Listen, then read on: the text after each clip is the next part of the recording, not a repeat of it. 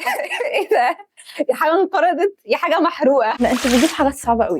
ايه ده اصلا؟ شكلها حاجه انقرضت. مش بحبه لحد دلوقتي برضه. لا انا قولي بقى. والله العظيم في حاجات بقعد ادور عليها اكلها، دي بروح للعطار عشان اجيبها.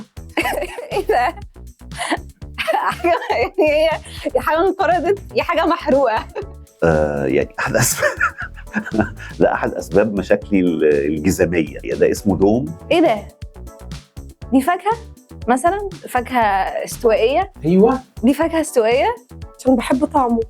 بس يعني كنا بنتعب قوي عشان ما انا بقى كنت صغيره فكانت سناني تمام، دلوقتي بقى بجيبه مكسر. لا ده اكيد مش انا عمري ما شفت البتاع ده. ده اكيد حاجه ما كانتش يعني باظت، حاجه كانت موجوده وباظت وشالوها. وده كان نبات يعني ده كان كائن حي بيتباع على باب المدرسه. دي شكلها حاجه بتتكسر. it looks very hard من بره. ناكل اللي جواها مثلا ولا جواها عصير؟ لا ممكن تبقى جواها عصير زي كوكونات. نخرج نشتري الدومه نقرقشها نقرضها، فهي بتفضل في الاخر البذره بتاعتها بنلعب بيها كوره، فكانت بتاكل الجزم. ايه دي؟ مش باينابل خالص ولا ايه دي؟ ايه دي؟ مش عارفه، بيهم اسامي غريبه. ده مش قمر الدين. كان في حاجه اسمها لعب الكوره وفي حاجه اسمها لعب الدوم. هي وهي كده كانت ممكن تكسر سناننا، بس طعمها فيها لذوعه كده، انا بحبه. هو طعمه يستاهل. ليه؟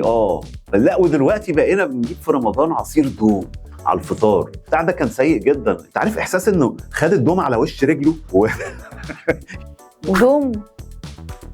ايه الدوم ده؟ انت بتجيب حاجات صعبه.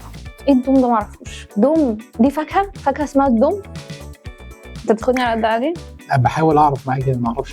انت مش عارف ده ايه؟ ولا انا.